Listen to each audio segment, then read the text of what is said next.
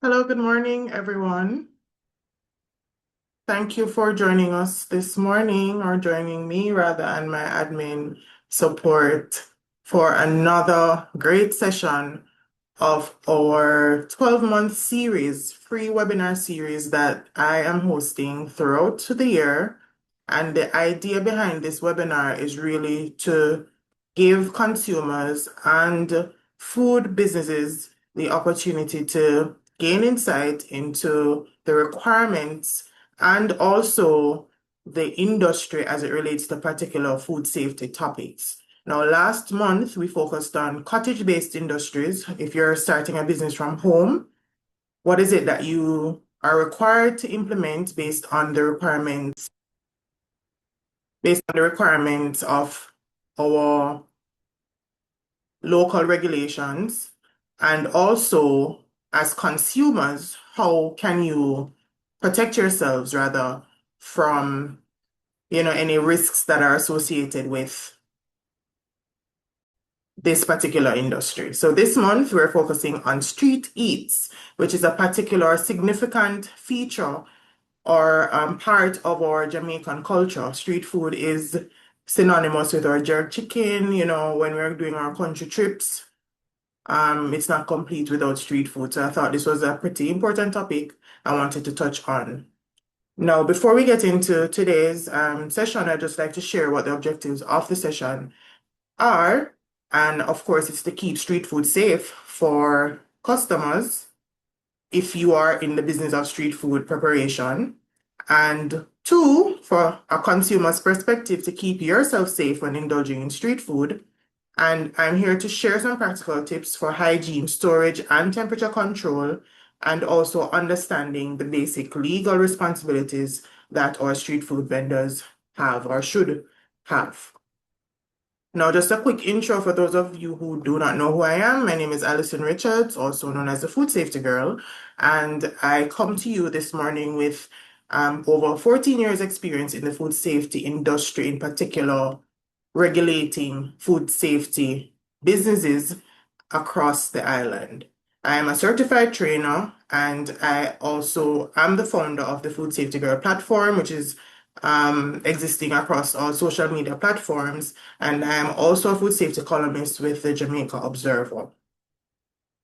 Now, I have a quick poll for us to participate in this morning. So I'm asking you to just take a quick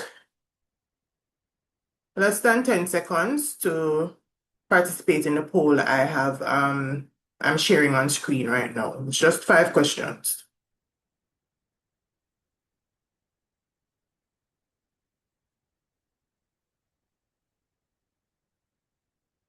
Is everyone hearing me? Is everyone seeing the poll?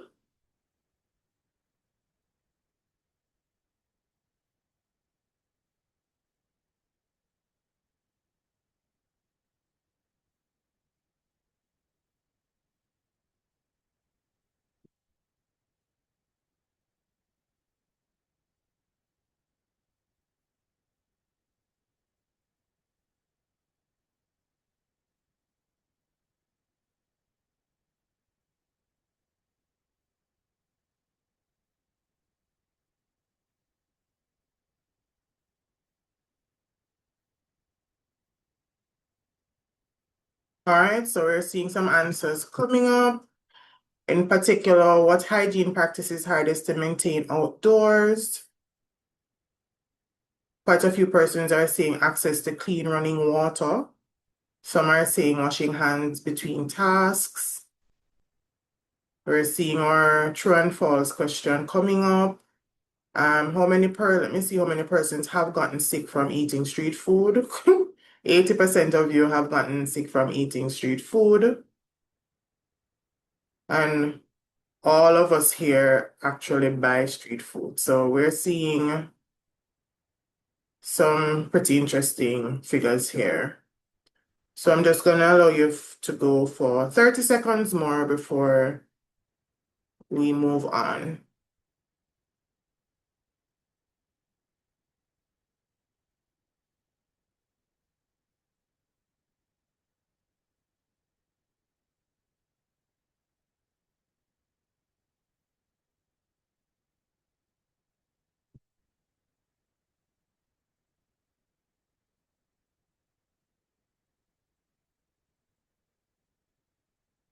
All right. So I've shared the results. You can see what's happening there. And then we're going to head right into today's session. So why does street food safety matter? It matters because foodborne illnesses are preventable. And of course, unsafe street food can cause illness and damage to business reputation. Some of the common risks associated with street food vending is cross-contamination, improper storage, and temperature abuse. Now, some of the resources that I've used to prepare for today's session, and which I would encourage anyone who knows anyone who perhaps wants to get into the business of street food, are the public health, particularly the food handling regulations of 1998, the Jamaican Standard Code of Practice for Hygienic Preparation and Sale of Ready-to-Eat Food, Part 2, in particular street foods, and the Regional Code of Hygienic Practice for Street Vended Foods in Asia. Now, the public health food handling regulations is mandatory, although not street food specific. A particular clause from the regulation states that no person shall store, sell, or offer for sale any food in any open area or hawk or peddle food on any road unless such food is protected from animals, flies, or dust in a clean and sanitary container suitable for purpose. Now, the Code of Practice, which is JCF 4 Part 2, 2003, is a voluntary standard that has been developed by the Bureau of Standards. Though it is voluntary, it does provide a lot of information regarding how street food should be sold. It was prepared in recognition of a need to monitor increasing number of vendors selling ready-to-eat foods on the streets, and it contains guidelines for the hygienic practices required for the prep and sale of street food. Now, there are three main categories of street food in accordance to this code of practice. That's meals, snacks, and drinks. So it's not just our jerk chicken. Anything that is being sold from a roadside vendor is considered street food, right? Now, there are two major categories of street vendors. We have our stationary vendors, which are operating in a fixed location outside our schools, our hospitals, and our offices. And then we have what we call the ambulatory, which means they're moving from one place to another by carrying their wares, either by hand, head, back, shoulder, wheel transport. So our peanut vendors and, those men with the boxes with the candies and the Wrigley's and the chewing gum, those are considered street vendors as well, or a bag drink man in the traffic. All of those persons are considered street vendors. Now, let's look at how or what should be considered when purchasing ingredients. Vendors should purchase only food sold in clean places, meat off butchers' meat hooks or approved slaughterhouses, packaged foods with labels, so it must be labeled so we're able to trace it, and products with satisfactory color, taste, or smell. And of course, our ingredients must be wholesome. Food should be transported in such a manner that they are not spoiled by heat, the length of journey, or undesirable substances. And of course, our vehicles should be free from health hazards. Receival. So when receiving your raw materials, the area should be clean and protected from pests and dust, well equipped with appropriate receptacles for ingredients as well. So now that we're receiving, we're storing. Of course, when we're storing food, we must ensure that the area is pest-proof and dust-free, and of course at the right temperature. So we're storing our cold foods cold, and our ambient temperature, room temperature foods in appropriate and not too hot of an environment. The products must be clearly labeled and far away from toxic substances, and our non-perishable foods, like our canned goods, must be kept covered, protected, and securely covered. Now, our preparation area, this is out on the street where our vendors are. The preparation area should be sufficiently lit. So you're not supposed to have to use your phone light to see what's happening, especially in the night when we go to buy jerk chicken. You should be able to see what's happening, right? It should be kept clean. It should be far from any source of contamination. That could be a garbage or an open drain. It should be protected from sun and wind, and it should have ample supply of potable water, meaning you should have drinking water available. You should be able to keep your hot food hot and your cold food cold. And of course, you must have proper wastewater and garbage disposal facilities. So you need to have a bin close by. For water, clean water is required, right? Your water should be stored in clean, covered containers, and you should be at least traveling with at least 20 liters of water. On the right in the photo here, we have a tapped bucket. That is generally what is recommended because you may not have access to a pipe or a pipe from municipal supply nearby. So you can tap a bucket, have the bucket there so you don't have to be dipping back into the bucket. What the tap on the bucket does is allow for running water and for you not to contaminate that water source. So the water should also be stored in clearly identified containers, and it should be boiled if you're using it for ice and drinks. And of course, that is if you are not sure about how safe that water is. Now, your preparation surface must be covered with impermeable material, meaning something that not going to soak up water or juice. So our wooden surfaces are not recommended. The recommendation is that you either use plastic or stainless steel. It must be clean and in good condition, and all food contact surfaces must be scrubbed with water and soap and sanitized after every operation. Now, any toxic or dangerous substances should not be kept close to your food, right? So if you're walking with maybe kerosene oil, I know some persons would use either probably coal or they're using any form of igniter fluid. You want to make sure that those are kept away from your food preparation area. These must be clearly identified. You don't want to mix it up with vinegar or anything else that should be going on your food that you're preparing, and they must be kept in closed containers. Now, your utensils that you're using, perhaps your tongs, your forks, your knives that you use for chopping chicken, your ladles you use for serving soup, must be made of suitable materials, must be heat resistant. It should not be made from any heavy metal, copper or cadmium, and it must be in good condition, easily washed or disposable. Now, your utensils that you use to taste the pot must always be cleaned and washed after each taste and or before reuse. They must also be kept clean, covered, and protected. They should be washed with detergent and water between operation and or before use. You also can soak them in warm water and soap and scrub if they are hard to clean.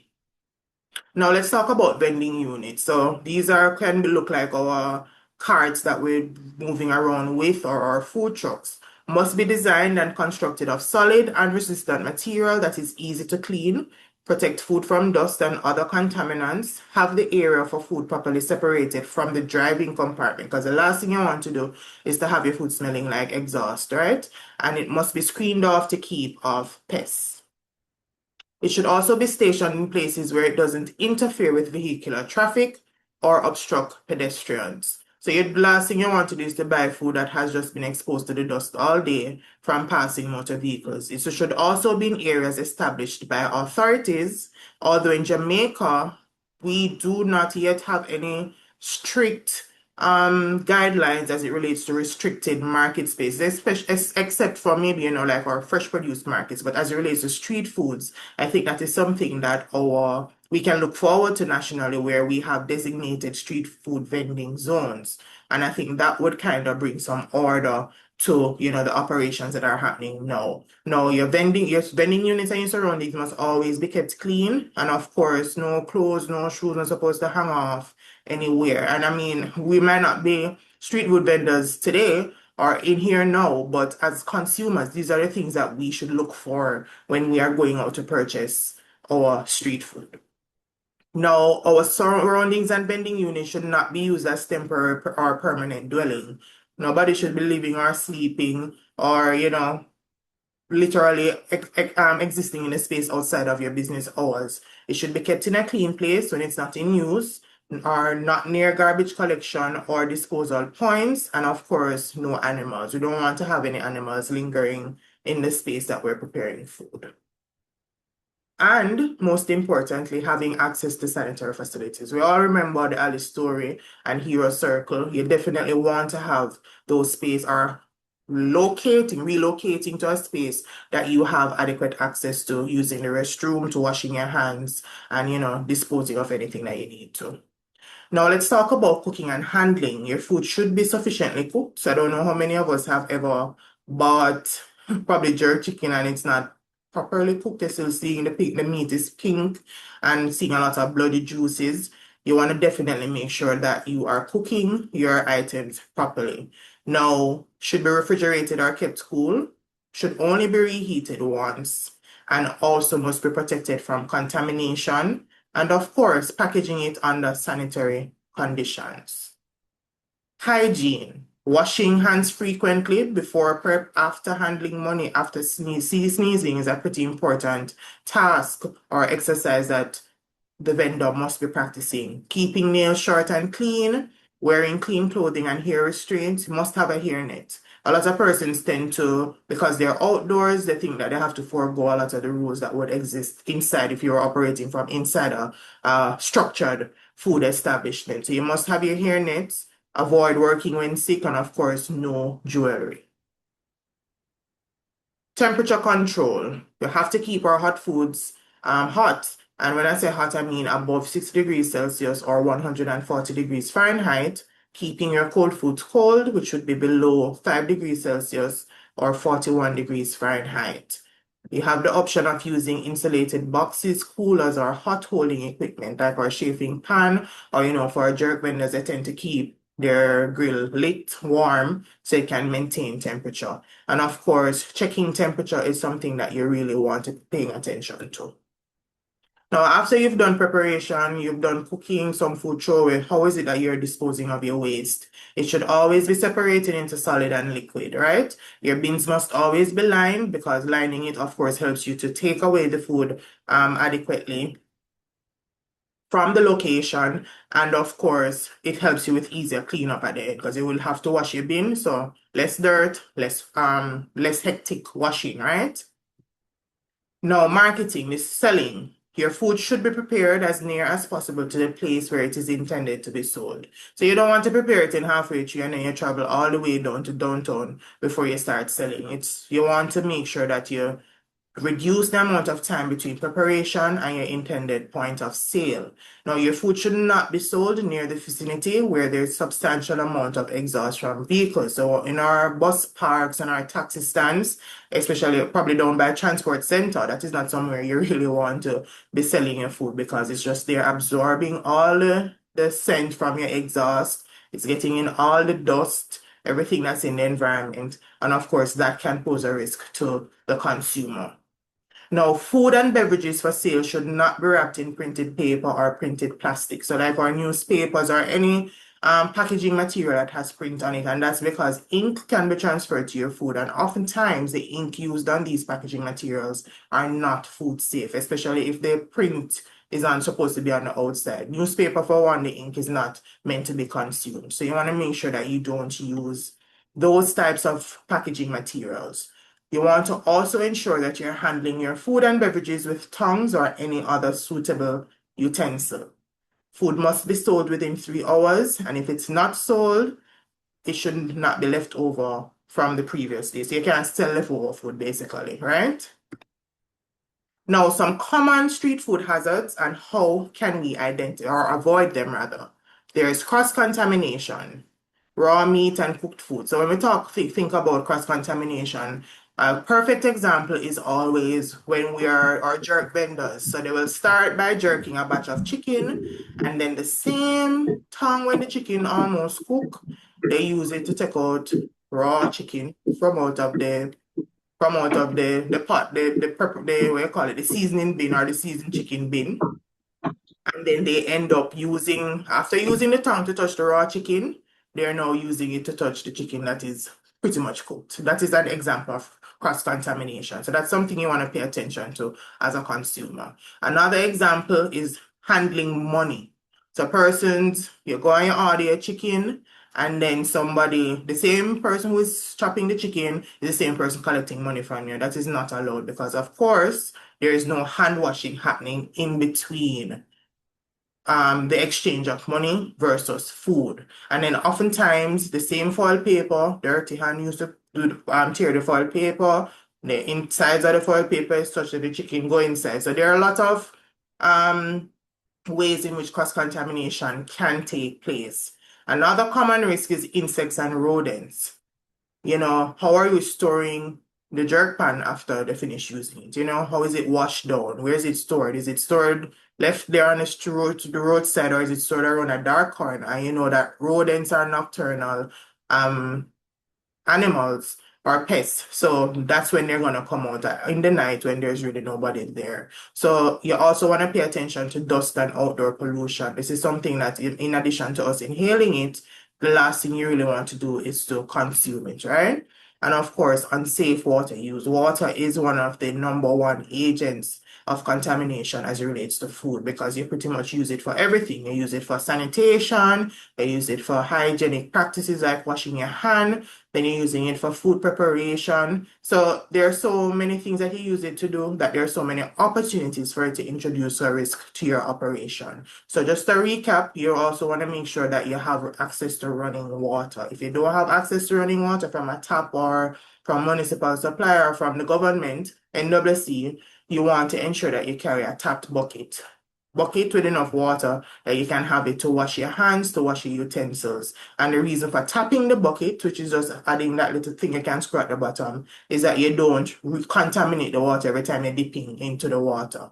Because I know in Jamaica we love to swoop up the water out of the bucket to wash our hands. That is really not recommended because you're introducing dirt to the entire lot of water that is there, right?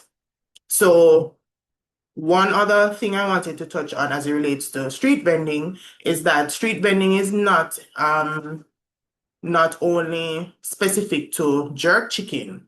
We're also talking about our fruit vending, right? So the persons who are selling fruits on the corner or the street, those must be monitored to ensure one that your fruits, because you know once fruits are picked, they are now their shelf life is reducing. So how is it that they're monitoring bacterial growth in these fruits? You know, the knife that you use to cut a particular probably a acidic fruit versus a non-acidic fruit. Those are things that you want to consider. Does your vendor wash the knife before cutting into the fruit? Because the fruit is there dirty all along, from the market to imports to wherever, and they know it's there. How is it that your fruit vendor is paying attention to make sure that they're not introducing? Because I rarely find a fruit vendor that keeps a refrigerated fruit store. It's usually just room temperature, and with no refrigeration, it means that there is the risk of bacteria multiplying, and especially faster in a tropical climate such as Jamaica. Now, what are the legal responsibilities of street food vendors? Now, as I mentioned before, the only mandatory regulation is the Public Health Food Handling Regulations of 1998. The code of practice that we just went through is not mandatory. However, there is the responsibility of the street vendor to ensure that consumers are safe. There's no one in Jamaica should operate any food handling venture without having a food handler's permit. That is a requirement. It's non-negotiable. Even if you're selling bag juice on the street side, that is something that you need to ensure that you have. If you're selling our persons who are selling our gizzard and our traditional pastries, oftentimes those are not labeled. So if you buy it and you go home and you get sick, you really have nowhere to turn because you really don't know who you bought it from, right? Or peppered shrimp on the roadside. That is another story for another time. In addition to temperature abuse, shellfish is also an allergen. So those are some things you have to think about for persons who are allergic to shrimp. You know, how is the shrimp stored amongst probably other products that they're selling, the donuts, you know? How is it stored when they go home? Is there any intention or attempt to separate these two? So somebody who's allergic to shellfish might be buying a donut. How do we ensure that they're not exposed to it? And of course, a good start is to, of course, keep some form of documentation. If it's something temperature sensitive that you're selling, try to keep some temperature logs to make sure that you are not at risk. Now, to close our session, I just wanted to do a quick case study, and it's just for us to be interactive and to have a discussion. Now, the scenario is that hot chicken left uncovered in the sun and flies are around the food. My question for you is, what's wrong here? We have hot chicken left out, uncovered in the sun, and we're seeing some flies around the food. What do you think is happening or going wrong here? Feel free to open your your mics and share, or you can type it in the chat.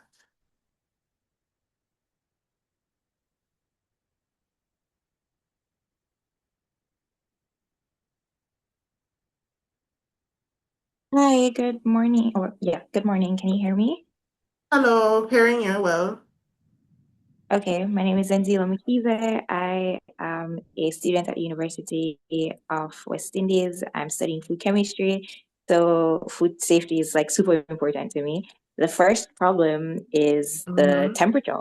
If it's hot chicken, how are we maintaining the heat? You're supposed to be, I think you said 60. I think I usually have it in my head at 65, but you're supposed to be above a certain temperature at 5 to all times. 60. Yes, yes. So Right. between 5 to 60 is considered a danger zone. So you want to be below 5 if it's cold and above 60 if it's supposed to be hot. Thank you. Right. So we have to ensure that the chicken is remaining at the temperature that it should be. Mm-hmm. And it needs to be covered because you don't want to expose it to you don't want to expose it to dust, you don't want to expose it to flying insects and pests. And also to avoid any cross contamination because you didn't state whether or not this chicken is around any other food items. Um, Especially if you have any other nine big allergens around. I have an allergy, so I know what it's like to get food that's contaminated and get sick from it. Um, it, I mean, we spoke about the temperature thing already, so that would cover the sun. Mm-hmm. How can it be fixed? Well, we need to get containers that will be able to maintain the temperature, something that is covered. Uh, yeah, that's those are my recommendations. All right, thank you so much, Zenzile. Is it Zenzile or Zenzile? Zenzile. Zenzile, awesome. Thank you very much for participating. I also saw Yolanda. She mentioned contamination. You're right, Yolanda.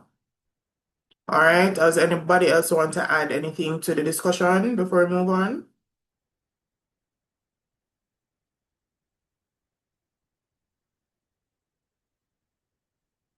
All right. So, just some quick tips. Always remember to wash hands, maintain personal hygiene, and remember, as I will always reiterate, we might not be street food vendors. However, a responsibility of food safety lies on consumers. There are three stakeholders in food safety. One, the government to create regulations to enforce these regulations by doing inspection sampling. Two, our food establishments and our food processors, they must abide by these laws, do their own checks against themselves to ensure that they are compliant with the laws and, of course, to protect consumers. And three, consumers do have the responsibility to hold them accountable, hold your food processors, your food providers accountable. You cannot know what is wrong if you don't know what is right. So this is the idea of the platform to really just share this information. So you might not be a street vendor. However, we do consume street food. And even if we do process or make street food, we're all consumers at the end of the day, right? So we want to make sure that we keep our raw and cooked food separate, use insulated containers for temperature control, clean surfaces and utensils regularly, and dispose of waste safely. Now we're at the end of the session. I would just like to share what is it that we have coming up next. Next month, as I mentioned at the beginning of this webinar, that every single month, the second Thursday of each month, I will be hosting a free webinar, nothing of cost, and the idea is to share information about food safety. The next webinar is scheduled for Thursday, March 12th, and we're going to be focusing on product labeling and allergen rules.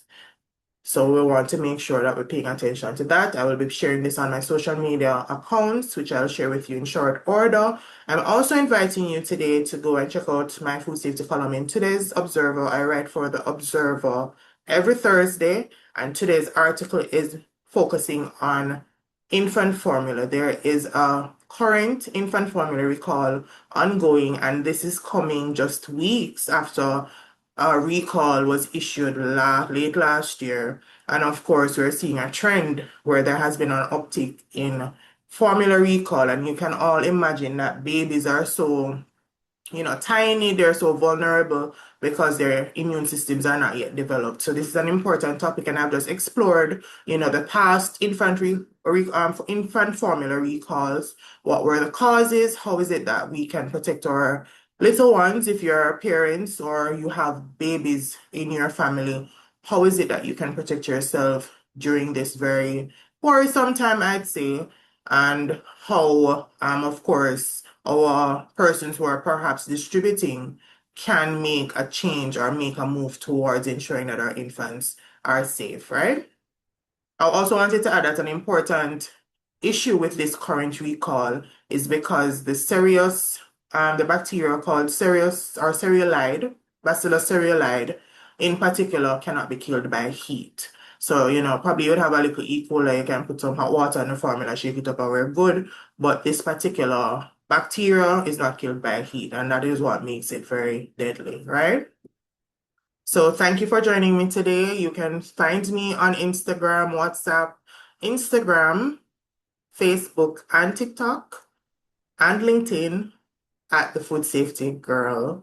And my email address is right there. I will also be uploading a copy or a recording of today's webinar on the YouTube page, so you can always revisit, go back if you need any resources. The QR code here actually takes you to a website that links all of these accounts, so you can access it from there.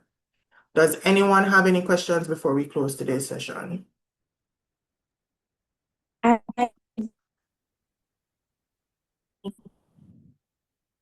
We're not hearing you, Zenzile. have the university about these seminars, inform them that you're doing them, because I think this would be great. And we do have seminars. Sure, I think Zenzile, it's weekly or I bi-weekly. missed what you were saying initially. Could you go again, please? I was saying that it's not a question, but have you? Well, I guess it is a question. Have you reached out to the university? Because we do have seminars. I think weekly or bi-weekly, relating to different things. Sometimes it's food. Sometimes it's something else related to chemistry. So, have you reached out to them about like hosting a seminar with them alongside them? Because that would be cool, especially for the food chemists, because we do have to do food safety. Oh, so I haven't, and thank you for sharing that piece of information. It's something I can discuss further with you. You would have provided your email address during your registration, so I'll reach out to you and you could share some more information with me on that, right? Thank you. All right, sure, no problem. All right, any other questions? Not a question, just saying this is a very good initiative, and congratulations, Alison, and continue keeping up the good work. Being a part of this group, this is a good network to have, and let's build the industry as much as we can. Thank you, Peter Gay. Appreciate it.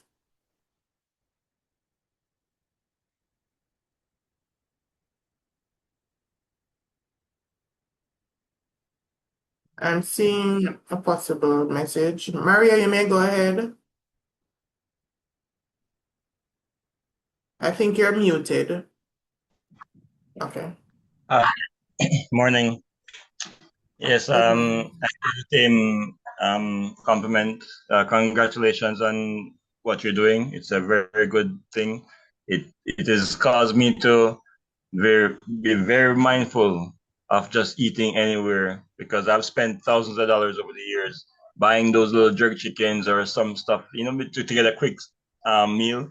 And it's like you just have to, after a couple of bites, you have to throw it out. It's like, so it's very good that you're doing. And one of the most important thing I think is important to note, and you have touched on that topic before, is the sweets. I think that the sugars are still too high in the kids' juice, and I think that we really need to try to cut back as much, because I cut back on sugar, and I realized that even the children's juice squeezes this very sweet and stuff like that. So, but what you're doing right now is very critical, because most of the times we buy something, we eat on the road just to, fill the stomach, but then we end up catching some disease or some bacteria and don't even realize, because we're not thinking of that. We're thinking that the persons are we're not even thinking if the persons are clean. We just usually just grabbing the food and go, you know. So it's very good what you're doing, and I really appreciate it. So all the best. Thank you, Mario. I'm also seeing some comments in the chat. I think it's Sahari. I hope I'm not mispronouncing your name. Thank you for your kind words. She says, keep up the good work. And we have Stacy and Henry says, thanks much for this webinar. Very informative. We do appreciate the information that was shared. Thank you as well, Stacy. Thank you all for coming on, taking time out of your busy schedules to join me in this quick 1 hour. And I'm happy to have been able to impart some information. I'm hoping that you probably won't remember everything, but at least one thing will stick where you'll say, yes, that is what Alison was talking about. So my hope is that the next time you go to buy jerk chicken, you're able to purchase from an informed position. So you know your thing, and the jerk vendor or anybody or any street food vendor really can't jerk you around, if you get what I mean. And then we have Yolanda saying, thank you, Ms. Richards. This was a session, was indeed wonderful. I must commend you. Keep up the good work. It's very informative. Thank you, Yolanda. Much appreciated. All right. So thank you, guys. And remember, you can find this recording. I'll send an email out to all the registered participants after today's session, sharing a link to the recording and also a link to register for the next session for next month. So thank you again and take care.